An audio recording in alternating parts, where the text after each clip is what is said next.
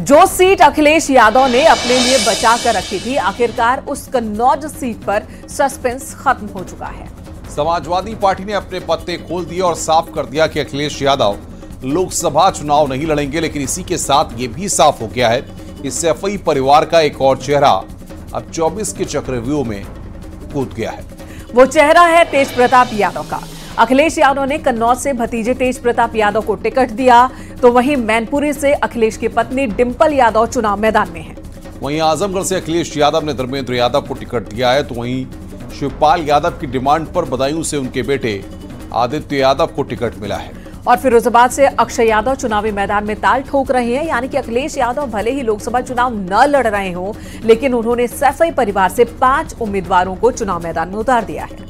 आइए इस रिपोर्ट के जरिए विस्तार से समझते हैं।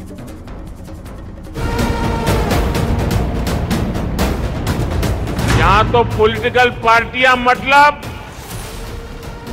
Of the family, by the family, for the family. क्या अखिलेश यादव 24 का रुझान भाग चुके हैं? क्या अखिलेश यादव चुनाव लड़ने से डरने लगे हैं, या फिर अखिलेश यादव अपने परिवार को सेट करना चाहते हैं? क्योंकि जिस सीट पर सिर्फ और सिर्फ अखिलेश यादव की दावेदारी थी, वहां मंथन चिंतन के बाद सैफई परिवार से प्रत्याशी का ऐलान हो गया है। और इसी के साथ ये भी क्लियर हो चुका है कि अखिलेश यादव चुनाव नहीं लड़ेंगे। कन्नौज से तेज प्रताप यादव को टिकट दिया है। रिश्ते में अखिलेश के भतीजे हैं तेज प्रताप। तेज प्रताप मैनपुरी से सांसद रह चुके हैं। तेज प्रताप यादव के कन्नौज से कैंडिडेट बनने के साथ ही अखिलेश पर लग रहे परिवारवाद के आरोप एक बार फिर से सिर उठाने लगे हैं। वैसे भी इस चुनाव में यादव परिवार के 5 चेहरे अलग अलग सीटों से मैदान में हैं। मैनपुरी सीट से अखिलेश की पत्नी डिंपल यादव चुनाव लड़ रही हैं। आजमगढ़ से धर्मेंद्र यादव मैदान में हैं। इसी तरह बदायूं से शिवपाल यादव के बेटे आदित्य यादव किस्मत आजमा रहे हैं, जबकि फिरोजाबाद सीट से रामगोपाल यादव के बेटे अक्षय यादव चुनाव लड़ रहे हैं। वहीं अब कन्नौज सीट से तेज प्रताप यादव को उतारकर पार्टी ने 5 फैमिली मेंबर को टिकट दिया है। अब अखिलेश यादव के इस परिवारवाद पर बीजेपी के साथ बीएसपी भी हमलावर है। सवाल यह है कि क्या परिवार के सिवाय कोई दूसरा नहीं है क्या?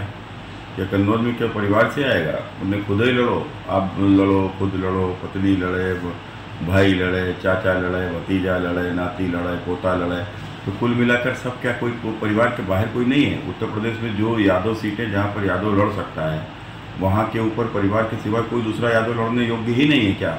ये कन्नौज में कोई नहीं था ऐसा जो लड़ सकता था? सैफई परिवार में जो बच्चा पैदा होता है उसको समाज को मान लेना चाहिए कि ये राजनीति में ही जाएगा, क्योंकि अभी तक जितने बच्चे पैदा हुए हैं वे कोई नौकरी नहीं कर रहे हैं। डॉक्टर नहीं है, इंजीनियर नहीं है, अधिकारी नहीं है, आईएएस आईपीएस नहीं है, वकील नहीं है, वे सभी सब नेतागिरी कर रहे हैं। तो ये तो प्रूफ है ऑलरेडी कि वो नेतागिरी करेंगे वहाँ जो पैदा होगा। अभी तक जिन चेहरों की बात कर रहे थे वो तो लोकसभा चुनाव में किस्मत आजमा रहे हैं। अब जरा उन चेहरों की बात कर लेते हैं जो पहले से पॉलिटिक्स में जमे हुए हैं, जिसमें सबसे पहले नाम खुद अखिलेश यादव का है। सपा अध्यक्ष, नेता प्रतिपक्ष और विधायक हैं।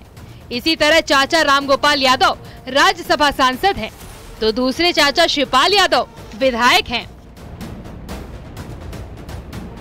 यानी फुल फैमिली पॉलिटिक्स में है।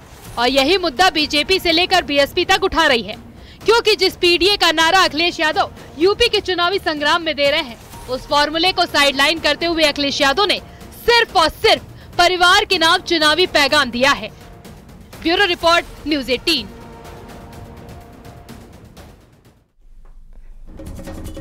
लोकसभा चुनाव के दूसरे रण में राम मंदिर के बाद श्री कृष्ण जन्मभूमि का मुद्दा उठ चुका है। सीएम योगी ने चुनावी मन से हुंकार भरते हुए कहा कि अयोध्या काशी ने अपना लक्ष्य प्राप्त कर लिया। और ऐसे में अब बारी है ब्रज की। जनसभा को संबोधित करते हुए सीएम योगी ने कहा, उन्हें वोट के लिए तरसा दीजिए जिन्होंने गंगा जल के लिए तरसाया था।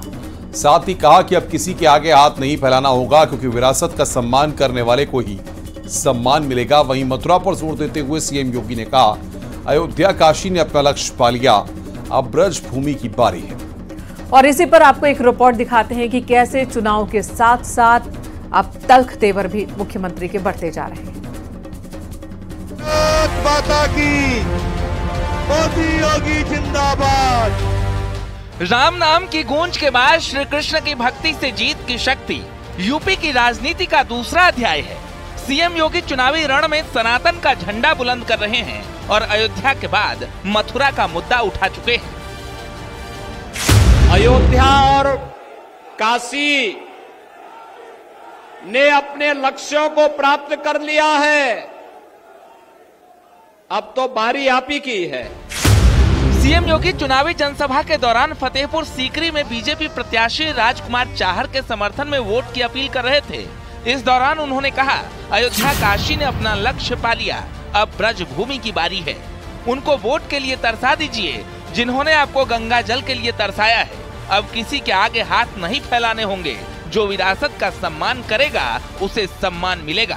बहनों और भाइयों, ब्रज भूमि का भी अब नंबर आने वाला है।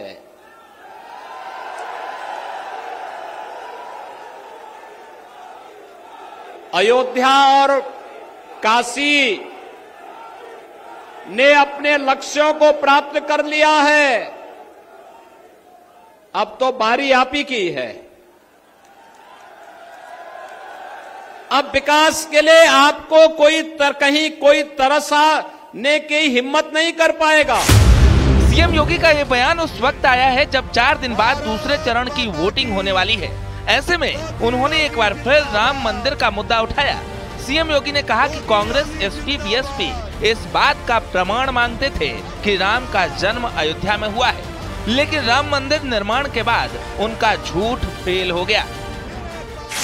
और इन दलों ने तब ये भी कहा था कि राम और कृष्ण तो हुए ही नहीं, जैसे कि इस सृष्टि के पहले कांग्रेस, सपा और बसपा ही पैदा हो गए थे, बाकी तो कोई हुआ ही नहीं था। ऐसा दिखाने का प्रयास कर रहे थे। बहनों और भाइयों, वो तो मोदी जी का प्रताप है, इनका झूठ फेल हो गया और मोदी जी के कारण 500 वर्षों का इंतजार समाप्त करके अयोध्या में रामलला का फिर से प्रकटीकरण हो गया है। यानी बीजेपी के फायर ब्रांड नेता और सनातन के सच्चे पुजारी योगी आदित्यनाथ राम जन्मभूमि के बाद कृष्ण जन्मभूमि के नाम जनता को पैगाम दे चुके हैं, जिसका असर दूसरे चरण के रण में काफी असरदार साबित होने वाला है। Bureau report, news 18।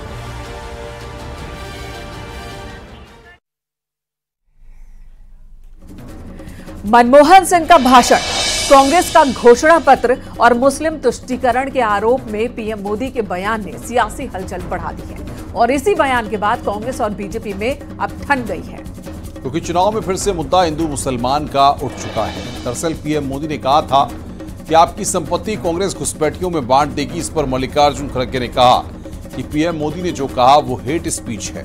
Rahul Gandhi ने वही कहा कि जनता को मुद्दों से भटका रहे हैं प्रधानमंत्री मोदी।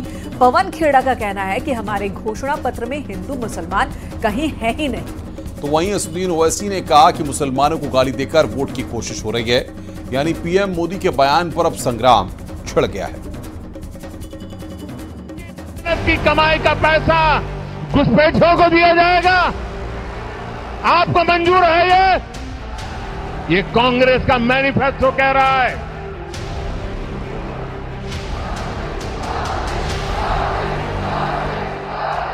दूसरे चरण के रण से पहले पीएम मोदी के बयान पर संग्राम छिड़ चुका है, क्योंकि प्रधानमंत्री मोदी ने कांग्रेस पर अब तक का सबसे बड़ा हमला बोला है। राजस्थान में चुनावी जनसभा के दौरान पीएम मोदी ने कांग्रेस के मैनिफेस्टो का जिक्र किया और निशाना साधते हुए कहा, कांग्रेस अब वामपंथ की बेड़ियों में जकड़ गई है और आपकी संपत्ति हड़प कर घुसपैठियों में बांटना चाहती है। पहले जब उनकी सरकार थी, उन्होंने कहा था कि देश की संपत्ति पर पहला अधिकार मुसलमानों का है। इसका मतलब ये संपत्ति इकट्ठी करके किसको बांटेंगे? जिनके ज्यादा बच्चे हैं उनको बांटेंगे। घुसपैठियों को बांटेंगे। क्या आपकी मेहनत की कमाई का पैसा घुसपैठियों को दिया जाएगा? आपको मंजूर है ये? ये कांग्रेस का मैनिफेस्टो कह रहा है। सिर्फ संपत्ति के बंटवारे का ही नहीं, बल्कि पीएम मोदी ने कांग्रेस पर आरोप लगाया कि ये लोग मां, बहन, बेटी का सोना भी हड़पने वाले हैं। पीएम ने कांग्रेस की सोच को अर्बन नक्सल की सोच बताया और कहा कि मां बहनों का मंगलसूत्र भी कांग्रेस बचने नहीं देगी।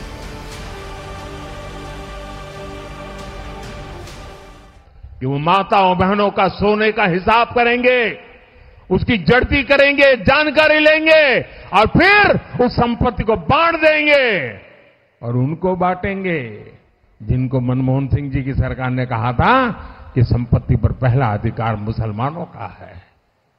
भाइयों बहनों, ये अर्बन नक्सल की सोच, मेरी माताओं बहनों, ये आपका मंगलसूत्र भी बचने नहीं देंगे, यहां तक जाएंगे, मैं कहने आया हूं। कांग्रेस पर पीएम मोदी ने ये आरोप पूर्व पीएम मनमोहन सिंह के 9 दिसंबर 2006 में दिए गए बयान को आधार बनाकर लगाए हैं। जब 11वीं पंचवर्षीय योजना और विकास पर चर्चा के लिए राष्ट्रीय विकास परिषद यानी एनडीसी की 52वीं बैठक को मनमोहन सिंह संबोधित कर रहे थे, तब उन्होंने कहा था कि अनुसूचित जाति और अनुसूचित जनजातियों के लिए योजनाओं को नए सिरे से तैयार करने की जरूरत है। हमें ये सुनिश्चित करने के लिए नई योजनाएं बनानी होंगी कि अल्पसंख्यकों, विशेष रूप से मुस्लिमों को विकास में समान भागीदारी मिले। संसाधनों पर पहला हक उन्हीं का होना चाहिए। We will have to devise innovative plans to ensure that minorities, particularly the Muslim minority, are empowered to share equitably in the fruits of development. They must have the first claim on our resources.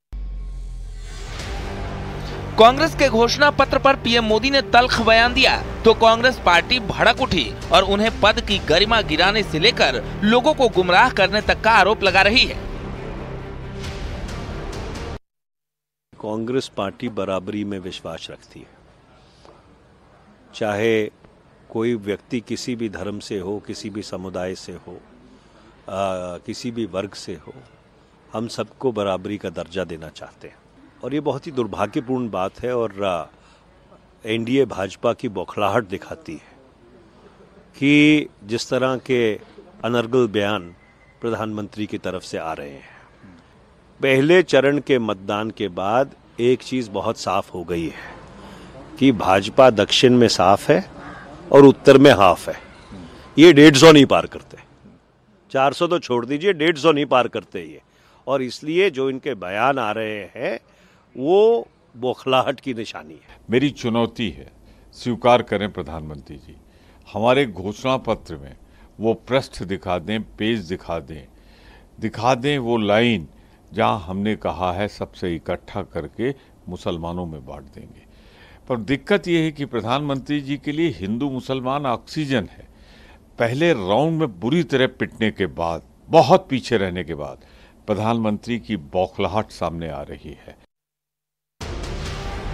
यानी पहले चरण के बाद अब दूसरे चरण के रण में मुद्दा हिंदू मुसलमान पर शिफ्ट हो चुका है, जिसे कांग्रेस से लेकर ओवैसी तक भुनाने की कोशिश में है। लेकिन बीजेपी विपक्ष पर तुष्टीकरण का आरोप लगा रही है। Bureau report, news 18।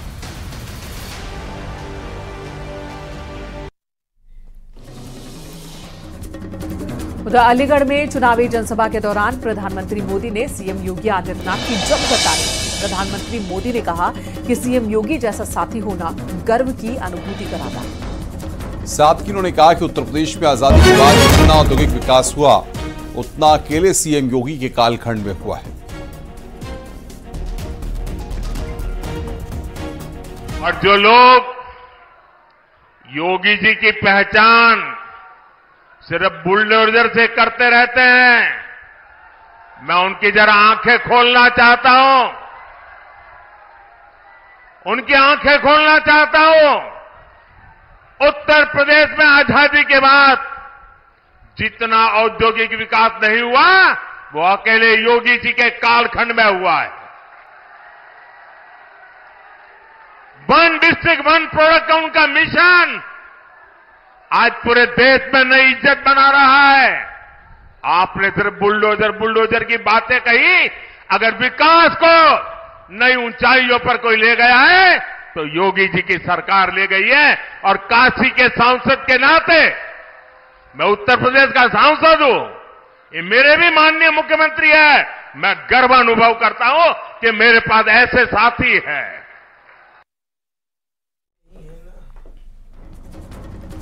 रामायण को दूरदर्शन पर आए 3 दशक से ज्यादा हो गए, लेकिन रामायण के राम अरुण गोविल का क्रेज अब भी बरकरार है, जिसकी तस्वीर चुनावी रोड शो में भी दिख रही है। जब रामायण के राम के समर्थन में सीता और लक्ष्मण चुनावी रथ पर सवार हो गए। इस दौरान कई लोग उनके पैर छूना चाहते थे तो कुछ लोग सेल्फी लेने की कोशिश कर रहे थे। लेकिन इस चुनावी रोड शो से जो मैसेज गया वो विपक्ष के लिए चुनौती से कम नहीं है। दिखाते हैं आपको ये रिपोर्ट।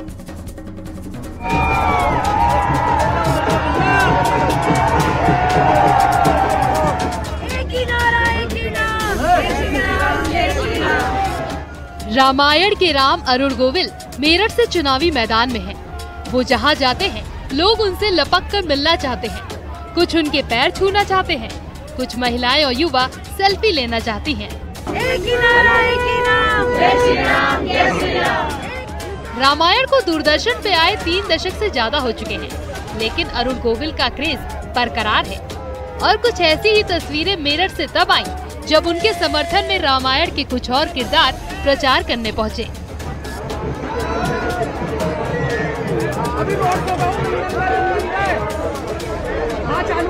मेरठ में जन्मे अरुण गोविल आज भी घर घर में राम के रूप में ही याद किए जाते हैं, लेकिन उनका सियासी पदार्पण हुआ तो बात सियासत की होने लगी और रामायण में सीता का किरदार करने वाली दीपिका चिखलिया और लक्ष्मण का किरदार निभाने वाले सुनील लहरी अरुण गोविल के लिए वोट मांगते नजर आए।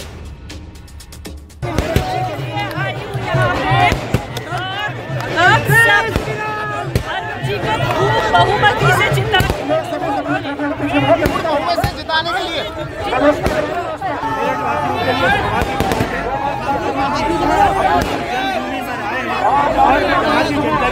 करना चाहते हैं। उनकी इच्छा बहुत सालों से आज पूरी हुई है। इसलिए मैं बीजेपी को, मोदी जी को, अमित जी को धन्यवाद देना। दरअसल बीजेपी की विचारधारा राम और रामायण का अनुसरण करती है और यही वजह है कि रामायण के किरदार सियासी मैदान में बीजेपी के लिए मुफीद साबित हो रहे हैं। 1991 में इन किरदारों के सियासत में उतरने का सिलसिला शुरू हुआ, जो अरुण गोविल पर आकर ठहरा है। जनता को क्या संदेश देंगे? इस वक्त तो मैं जनता का संदेश ले रहा हूं। मैं उनको खाली इतना ही कहना चाहता हूं कि इस बार चुनाव में वोट हर किसी को डालना चाहिए। वोट हमारा अधिकार है, हमारा कर्तव्य है, जो हमारे देश की दिशा निर्धारित करता है, तो इसलिए उनको वोट जरूर डालना चाहिए। तो दूसरी तरफ मेरठ में अरुण गोविल के क्रेज ने विपक्ष की चिंता बढ़ा दी है, क्योंकि जब अरुण गोविल का नाम प्रत्याशी के रूप में घोषित हुआ तो विपक्षियों के सामने एक संकट जरूर आया कि वो गोविल के खिलाफ किसको मैदान में उतारे। इस कंफ्यूजन में समाजवादी पार्टी ने तो 2 बार प्रत्याशी भी बदल दिए और अब जब अरुण गोविल के समर्थन में सीता और लक्ष्मण ने चुनावी रैली की तो कहीं जश्न कहीं मातम का सन्नाटा पसर गया। Bureau report, news 18। रुक रहे हैं यहाँ पर एक ब्रेक के लिए। खबरों का सिलसिला ब्रेक के बाद भी जारी है।